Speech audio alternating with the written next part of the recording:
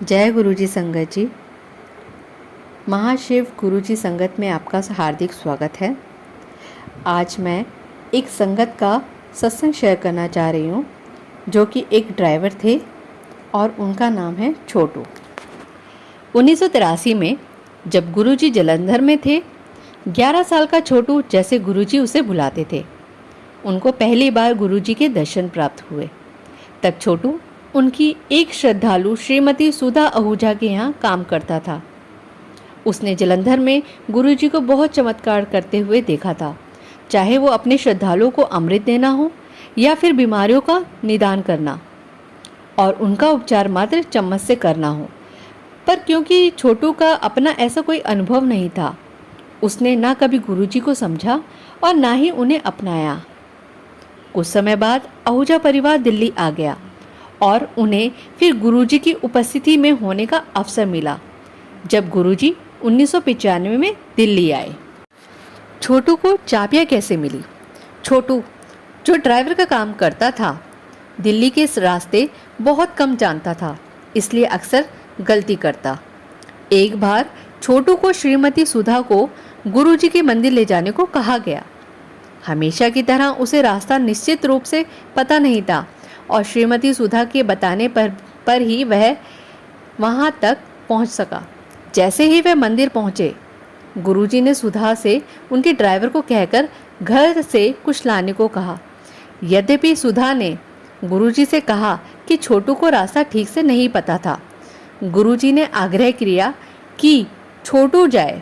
छोटू को भेजा गया और उसे खुद को और बाकी सबको भी अचरज हुआ जब वह 40 मिनटों में ही वापस आ गया। सुधा को लगा कि छोटू को कम से कम एक रास्ता तो याद हो गया था, लेकिन उस रात घर जाते समय फिर छोटू ने एक गलत मोड़ ले लिया। आने वाले दिनों में भी वह गुरुजी के मंदिर पहुंच नहीं पाया और ना ही वहां से वापस आ पाया।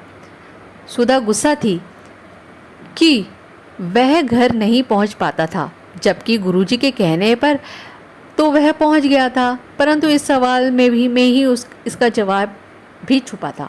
छोटू अपने आप नहीं पहुंचा था, गुरुजी ने उनका मार्गदर्शन किया था।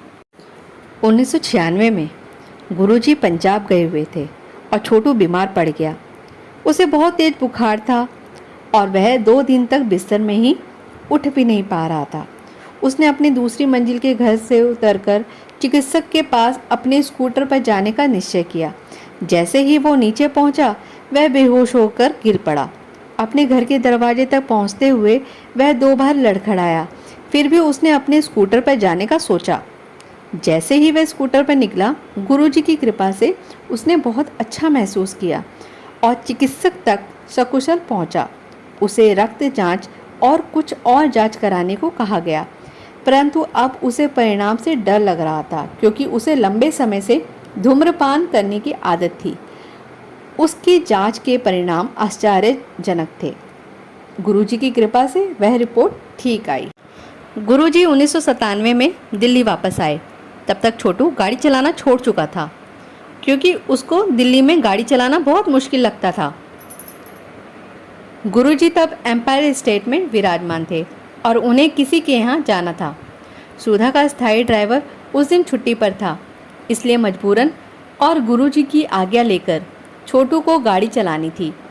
छोटू थोड़ा हिचकिचा रहा था, क्योंकि उसने कुछ सालों से गाड़ी चलाना छोड़ दिया था, परंतु गुरुजी ने उसकी गाड़ी चलाने की योग्यता को सराहा। फिर गुरुजी ने छोटू को निर्देश दिया कि वह दोबारा गाड़ी चलाना शुरू करे और उसे एक बहुत सक्षम ड्राइवर बनने का प्रोत्साहन दिया। हैरानी की बात है कि 3 साल तक छोटू के पास ड्राइविंग लाइसेंस नहीं था, लेकिन एक बार भी उसे इसका दंड नहीं भरना पड़ा। अंत में गुरुजी ने खुद उसका लाइसेंस कुछ ही घंटों में बनवाया। क्योंकि छोटू प्रतिदिन गुरुजी के संपर्क में था, उसने बहुत सारी अद्भुत घटनाएं देखी। वह अविनाशी गुरु स्वयं संगत को लंगर परोसते और संगत हमेशा तृप्त होकर लंगर करती।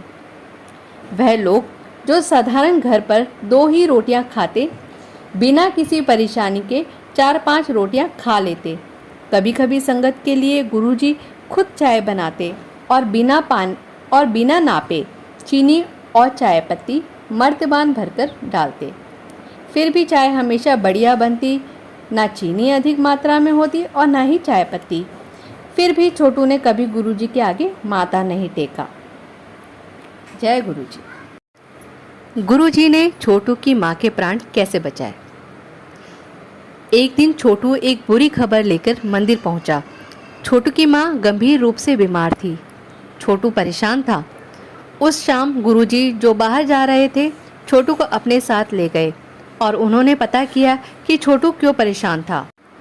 फिर गुरुजी ने छोटू को घर वापस जाने का निर्देश दिया, क्योंकि उनको लगा कि ऐसी परिस्थिति में छोटू को अपनी माँ के पास जाना चाहिए।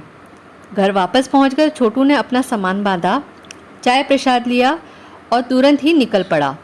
अभी वह कॉलोनी के गेट तक पहुंचा ही था, तब उसने एक प्रिय भक्त सुदाम को जल्दी मैं अपनी ओर आते देखा। उसने आकर कहा कि गुरुजी छोटू को वापस बुला रहे थे। गुरुजी ने उसे प्रसाद का एक डब्बा दिया और बोले, तू भी की याद करेगा, जा ले जा आह प्रसाद। 4 दिना विच मुंड आई, यह प्रसाद साथ ले जा, तू भी क्या करेगा, 4 दिन में वापस आ जाना। यह कहकर छोटू ये सोचते हुए गया कि क्या वह उस रात दिल्ली में जा भी पाएगा। 4 दिन में वापस आने की तो क्या ही बात है। छोटू को उस दिन की आखिरी बस पकड़ने की कोई संभावना नहीं दिख रही थी, परंतु उसे हैरानी हुई जब उसने देखा कि उसके लिए एक बस इंतजार कर रही थी। उसमें सिर्फ 15-20 यात्री बैठे हुए थे और जैसे ही छोटू बस में चढ़कर बैठा, बस चल पड़ी और वह अगली सुबह अपने गांव में था।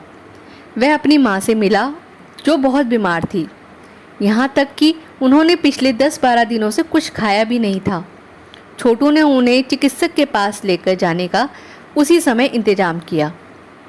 उनकी जांच हुई और उन्हें कुछ दवाइयाँ लिखकर दी गई। छोटू को याद आया कि उसके पास गुरुजी का प्रसाद था और उसने अपनी बहन को वह माँ को देने के लिए कहा।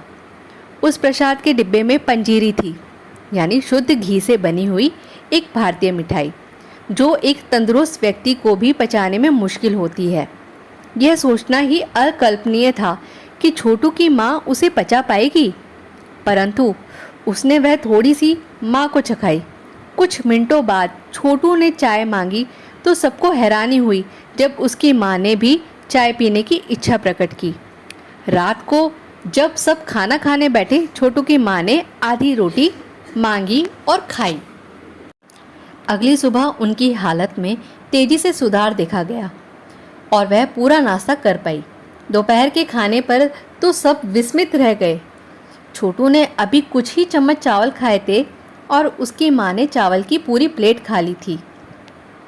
गांव के लोगों ने छोटू को बधाई दी और उसकी माँ के स्वास्थ्य में इतनी ज़बरदस्त सुधार का श्रेय उसे दिया। छोटू जानता था कि यह किसने किया था, पर वह चुप रहा, क्योंकि उसे पता था कि वह गांव के लोग यह नहीं समझ पाएंगे कि उसके पीछे गुरुजी का हाथ था। छोटू अगले दिन उठा तो उसने देखा कि उसकी माँ कमरे में नहीं थी। वह परेशान होकर उन्हें ढूंढने लगा। उसकी बहन ने उससे कहा कि चिंता करने की कोई बात नहीं थी। करीब 2 किलोमीटर दूर चढ़ाई पर एक दुकान थी जहाँ गेहूँ पीसने लेकर जाना था और उसकी माँ ने यह काम करने का निश्चय किया था। गेहूँ की बोरी उठाकर उसकी माँ उस दुकान के लिए निकली थी। छोटू अपनी बहन पर गुस्सा हुआ और विस्मित था कि उसने माँ को इतना वजन उठाकर और वह भी इतनी दूर कैसे जाने दिया था। वह भागा भागा दुकान पर गया। उसकी माँ वहाँ बैठी हुई थी। वह जिद कर रही थी कि वह बिल्कुल ठीक है और उनकी चिंता करने की कोई आवश्यकता नहीं थी। घर वापस पहुंचकर छोटू ने चाय और नाश्ता किया और थोड़ी देर आराम करने के लिए लेट गया। आधी नींद में छोटू को गुरुजी के दर्शन हुए और वह बोले, हुन ता मंदा है ना सानू, यानी अब तो तू मानता है मुझे। छोटू भुचक्का सा रह गया कि कैसे सैकड़ों किलोमीटर दूर होते हुए भी गुरुजी उस तक पहुंच गए थे। 4 दिन में वापस आने का गुरुजी का निर्देश उसे याद आया। वह उठा, उसने अपना सामान बांधा और सबको यह कहकर कि उसे दिल्ली में एक ज़रूरी काम याद आ गया था और तुरंत वहाँ से निकल पड़ा। अगली सुबह वह दिल्ली वापस पहुँचा और जैसे ही उसने किचन का दरवाज़ा खोला। गुरुजी ने किचन के अंदर झांक कर देखा। छोटू को अंदर आता देख गुरुजी बोले, हुंता मंदा है ना सानू। ठीक वही शब्द जो छोटू ने सैकड़ों किलोमीटर दूर सुने थे। पहली बार उसने गुरुजी के आगे माथा टेका। उस दिन से गुरुजी की कृपा छोटू की माँ पर निरंतर बरसती रही और उनकी कोई भी बीमारी के बारे में गुरुजी को जैसे ही बताया जाता वह तुरंत उसका उपचार कर देते। 31 मई 2007 को गुरुजी की महासमाधि के बाद माँ के गिरते स्वास्थ्य के बारे में जब छोटू को पता चला तो उसे बहुत भारी झटका लगा। वह बहुत अकेला और असहाय महसूस करने लगा। उसे समझ नहीं आ रहा था कि वह किसके पास मदद के लिए जाए, परंतु हमेशा की तरह उसे तुरंत ही सहायता मिली। अगले ही दिन उसकी माँ के स्वास्थ्य में बहुत सुधार आया, यह साबित करते हुए कि गुरुजी की कृपा और संरक्षण अभी भी कायम है। सही अर्थों में छोटू यह पाता है कि जब भी वह किसी बीमारी की खबर सुनता है, गुरुजी तुरंत उस स्थिति को काबू में कर लेते हैं और सब सामान्य हो जाता है। संगत जी आगे बताते हैं छोटू अंकल कि कैसे गुरुजी ने दुखद घटनाओं की पीड़ा घटी। एक बार दोपहर के समय छोटू अंकल मेन हॉल में आराम कर रहे थे, बिल्कुल गुरुजी के कमरे के बाहर। जब गुरुजी ने आकर उन्हें उठाया और पानी का गिलास लाने को कहा। जब छोटू अंकल गिलास में पानी डाल रहे थे तो उनसे उनका गिलास टूट गया, एक संकेत कि कुछ बुरा होने वाला था। अगली ही दोपहर जो हुआ उससे छोटू अंकल सोच में पड़ गए। वह आधी नींद में क्या देखते हैं कि सपने में गुरुजी उनके पास आते हैं और कहते हैं, घर नहीं जाना कंजरा, जा घर हुआ। परंतु छोटू अंकल घर नहीं गए। कुछ दिनों बाद उन्हें पता चला कि गांव में उनके घर की छत गिर गई थी। जब गुरुजी को इस बात का पता चला वह बोले, चंगा होया, कल्याण हो गया तेरा। मतलब जो हुआ अच्छा हुआ, तेरा कल्याण हो गया। छोटू अंकल को छत का गिरना एक खर्चा नजर आया और गुरुजी के शब्द उसे उनकी बेपरवाही लगी। यह तो बाद में ही समझ में आया कि गुरुजी किस कल्याण की बात कर रहे थे। छत सुबह के 6 साढ़े 6 बजे गिरी थी। छोटू अंकल की माँ उनकी 2 साल की बेटी को शौचालय ले गई। उनके 15 मिनट बाद अपने घर फ़ोन करने के बाद छोटू अंकल को यह बात पता चली। जब वह फ़ोन करके वापस आए, गुरुजी ने उन्हें पूरी बात क्रम से बताने को कही। तब गुरुजी बोले कि अगर उनकी माँ और बेटी बाहर नहीं गए होते तो उस नुकसान का कभी भरपाया नहीं हो पाता। उनकी कृपा से नुकसान बहुत कम हुआ था। और तो और 10-15 दिन बाद जब छोटू अंकल अपने घर वापस गए तो वह एक और घर खरीद पाए जो उनकी माँ को पसंद था। यहाँ तक कि उनके अपने परिवार को वहाँ गिफ्ट करा। वो गिफ्ट कराकर उनको अच्छी तरह से बसा भी दिया। यह सब गुरुजी के दिव्य आशीर्वाद के बिना असंभव था। एक और घटना घटी जिससे छोटू अंकल को अपने गुरु के भगवान होने का बोध हुआ। जब छोटू अंकल और उनकी पत्नी दिल्ली में थे, उनकी पत्नी गर्भवती हुई। अच्छी देखभाल के लिए छोटू अंकल ने अपनी पत्नी को गांव वापस भेज दिया। जब बच्चे के जन्म की तिथि नज़दीक आई तो वह अपनी पत्नी के साथ पास जाना चाहते थे, पर गुरुजी ने उन्हें जाने की आज्ञा नहीं दी। उन्हें बेटी हुई थी, परंतु वह जन्म से ही अस्वस्थ थी और बहुत रोगों से पीड़ित थी। छोटू अंकल फिर भी छुट्टी पर जाना चाहते थे, परंतु गुरुजी उनसे बोले कि उन्हें घर जाने की कोई आवश्यकता नहीं थी। करीब 2 महीने बाद छोटू अंकल को पता चला कि उनकी बेटी चल बसी। वह बहुत दुखी हुए। उन्होंने यह बात गुरुजी को बताई तो वह बोले, चल चंगा होया, कलेश मुकिया। मतलब जो हुआ अच्छा हुआ, तुम्हारी परेशानियां खत्म हुई। गुरुजी के ऐसा कहने पर छोटू अंकल को बहुत गुस्सा चढ़ा। उन्होंने निश्चय किया कि वह गुरुजी से बात नहीं करेंगे, परंतु गुरुजी ने छोटू अंकल को उसी समय अपने परिवार से बात करने को कहा। छोटू अंकल ने अपनी माँ से बात की और उन्होंने वही बात दोहराई जो गुरुजी ने सैकड़ों मील दूर बैठे हुए बोली थी। छोटू अंकल की माँ ने उन्हें बताया कि उनकी बेटी जन्म से ही खराब स्वास्थ्य और अत्यंत कमज़ोर की वजह से बहुत पीड़ा में थी। छोटू अंकल की माँ ने बोला कि उस नन्ही सी लड़की के लिए अपना शरीर छोड़ना बेहतर था, बजाय इसके कि वह इतनी पीड़ा सहे। जब छोटू अंकल को पूरी बात का पता चला तो उन्हें अपने अनुचित गुस्से पर बहुत पछतावा हुआ। तब गुरुजी ने छोटू अंकल को बताया कि उन्होंने उसे गांव जाने की छुट्टी इसलिए नहीं दी थी कि उन्हें अपने बच्चे से बहुत लगाव ना हो जाए। यह घटनाएं यह दर्शाती हैं कि गुरुजी जो भी हमारे लिए सोचते हैं वह हमारे भले के लिए ही होता है और उसमें हमारा ही फ़ायदा होता है। हालांकि उस समय हमें भले ही ऐसा प्रतीत ना हो, इसलिए गुरुजी का पूरा आसरा पाने के लिए ज़रूरी है कि हम उन्हें पूर्ण रूप से समर्पण करें। छोटू अंकल बताते हैं कि कैसे गुरुजी की कृपा से उनको पुत्र प्राप्ति का आशीर्वाद मिला। एक बार छोटू अंकल अपने गांव गए और गुरुजी की आज्ञा लेकर अपनी पत्नी को दिल्ली लेकर आए। जब पति पत्नी गुरुजी के यहाँ आए, गुरुजी ने छोटू अंकल की पत्नी को देखा और बोले, आ गई कल्याण करोन सूट पाया कर जे मुंडा लेना है ता तुम मेरा आशीर्वाद लेने आई हो, सलवार कमीज पहना करो अगर पुत्र का आशीर्वाद चाहिए। छोटू अंकल की पत्नी ने कभी सलवार कमीज नहीं पहनी थी, वह हमेशा साड़ी ही पहनती थी जैसा छोटू के गांव में रिवाज था। परंतु लोगों ने कोशिश की थी कि वह सलवार कमीज पहने, पर उन्होंने नहीं पहनी थी। अगले दिन जब छोटू अंकल ने अपने कमरे में गए तो उन्होंने देखा कि एक अपरिचित महिला उनकी ओर पीठ करके बैठी हुई थी। उन्होंने बाहर आकर लोगों से अपनी पत्नी के बारे में पूछा। लोगों ने उनसे कहा कि उनकी पत्नी कमरे में ही थी। वह फिर भीतर गए तो उन्होंने देखा कि वह महिला तो उनकी पत्नी ही थी।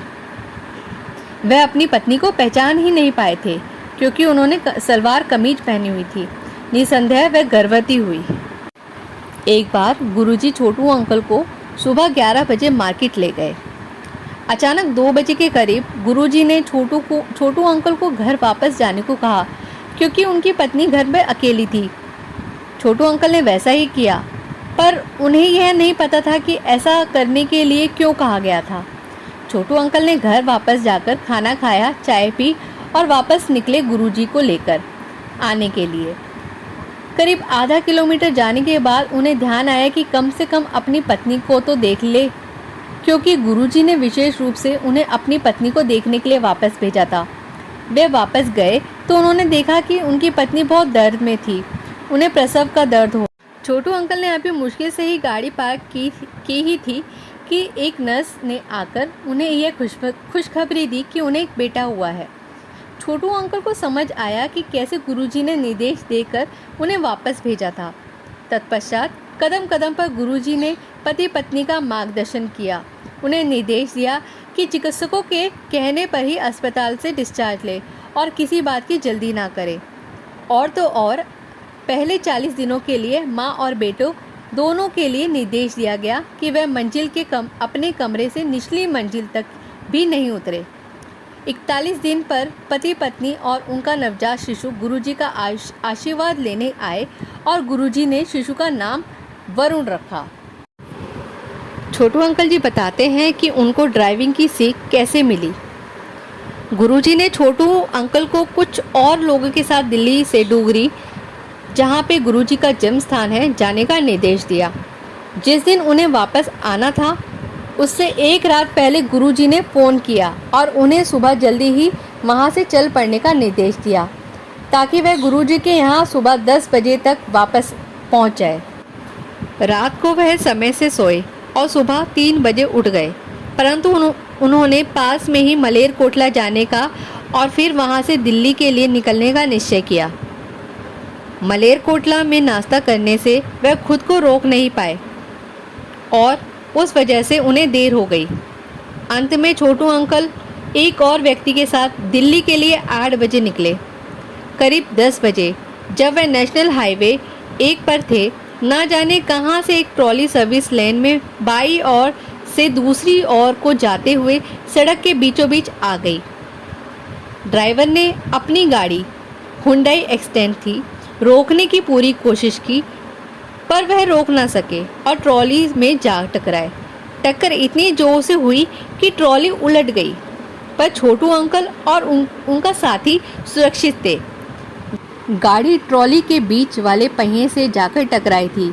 बहुत आसानी से वह ट्रॉली के नीचे जा सकती थी, जिससे गाड़ी में बैठे हुए लोगों की मौत हो जाती, परंतु गुरुजी की कृपा से वह बिल्कुल सुरक्षित थे। वहां पर पुलिस आई और गाड़ी को रस्सी से खींचकर दिल्ली ले जाने का प्रबंध किया गया, क्योंकि गाड़ी चलाकर लेकर जाने की हालत में नहीं थी। जब गुरुजी को इस घटना का पता चला तो वह बहुत परेशान हुए। जब छोटू अंकल गुरुजी के यहाँ रात को पहुँचे तो गुरुजी ने उन्हें उनके निर्देश की गंभीरता न समझने के लिए डांट लगाई। संगत जी, गुरुजी के शब्द भगवान के शब्द होते हैं, वह भगवान का हुक्म होता है। गुरुजी के शब्दों की अवहेलना करना खुद को खतरे में डालना होता है। छोटू अंकल ने यह बात खुद को मुश्किल में डालकर सीखी, परंतु यह विचारणीय है कि फिर भी गुरुजी की कृपा से उन्हें असली अनर्थ से बचाया। परंतु छोटू अंकल ने दोबारा ऐसी ही गलती की। गुरुजी छोटू अंकल के साथ ड्राइव पर जाने के लिए बाहर आए थे, क्योंकि गुरुजी ने छोटू अंकल को पहले ही बता दिया था। वह गुरुजी को गाड़ी लेकर गेट पर तैयार खड़े थे। गाड़ी एकदम चकाचक साफ थी, क्योंकि गुरुजी सफाई बहुत पसंद करते थे। गेट पर आकर गुरुजी ने उस गाड़ी को देखा जो थोड़ी दूरी पर खड़ी थी, परंतु वह गाड़ी साफ नहीं की गई थी। यह सोचकर कि उसे साफ करने में कम से कम 20 मिनट लगेंगे, छोटू अंकल ने गुरुजी से पूछा कि क्या वह उस गाड़ी में जाना चाहेंगे जो गेट पर तैयार खड़ी है। गुरुजी ने उस गाड़ी में जाने के लिए हाँ कर दी और उसमें बैठ गए। गुरुजी का निर्देश न मानने की अपनी गलती का छोटू अंकल को एहसास हुआ और वह उस गलती को सुधारना चाहते थे। उन्होंने गुरुजी से पूछा कि क्या वह दूसरी गाड़ी में जाना चाहेंगे। गुरुजी बोले कि इसके बारे में दोबारा सोचने का कोई फ़ायदा नहीं, क्योंकि जो गाड़ी तैयार थी उसमें वह बैठ चुके थे। इसके बाद जो हुआ वह आश्चर्यजनक था। गुरुजी को जहाँ जाना था वहाँ तक तो छोटू अंकल आराम से गाड़ी चलाकर ले गए, परंतु वापस आते समय छोटे मंदिर में करीब 10 किलोमीटर दूर गाड़ी रुक रुक के चली। वापस पहुंचकर छोटू अंकल ने वर्कशॉप फ़ोन किया जहां से गाड़ी आई थी और उन्हें बहुत ज़ोर की डांट लगाई। अगले दिन सर्विस सेंटर से एक इंजीनियर को उस मसले की जांच के लिए भेजा गया। जब वह इंजीनियर गाड़ी को टेस्ट ड्राइव के लिए लेकर गए तो गुरुजी की गाड़ी बिना किसी दिक्कत के चली। छोटू अंकल थोड़ा विस्मित हुए, इसलिए एक्सपर्ट को साथ बिठाकर वह गाड़ी चलाकर ले गए। गाड़ी बिल्कुल ठीक चली। छोटू अंकल को शर्मिंदगी महसूस हुई। वापस आकर जब उन्होंने गुरुजी को यह सारी बात बताई, गुरुजी बोले, महापुरुषा दे वचन नहीं मोंदीते, मतलब महापुरुषों के बोले गए शब्दों के विरुद्ध कभी नहीं जाते। उन्होंने हाथ जोड़े और अपनी गलती पर अफसोस किया। सदा ही दयालु और स्नेह में जो वह है, गुरुजी ने हमेशा छोटू अंकल को अपनी छत्र छाया में रखा। छोटू अंकल और संगत का गुरुजी से यही निवेदन है कि गुरुजी हमेशा ही उन्हें अपने संरक्षण में रखे। जय गुरुजी। संगत जी, जैसे गुरुजी ने छोटू अंकल जी पे ब्लेसिंग्स दी, ऐसे ही सभी सुनने वाले हमारे श्रोतागणों पे भी गुरुजी ब्लेसिंग्स दे। और क्षमा चाहती हूँ मैं अपने परवरदिगार गुरुजी से, अगर मेरे से सत्संग सुनाते वक्त कोई भी त्रुटि, कोई भी गलती हुई हो तो मुझे क्षमा करें। और आगे नए नए सत्संग सुनने के लिए हमारा चैनल सब्सक्राइब करें। महाशिव गुरुजी सत्संग है। और किसी भी संगत को अगर अपना सत्संग शेयर करना हो तो प्लीज़ हमें कमेंट्स बॉक्स पे कमेंट करें, हम उनको कांटेक्ट करेंगे और फिर उनका सत्संग हम अपने चैनल के माध्यम से दुनिया तक पहुंचाएंगे। धन्यवाद। जय गुरुजी। शुक्राना गुरुजी। अनंतम अनंतम शुक्राना गुरुजी। हर हर महादेव। जय शिव शंकर।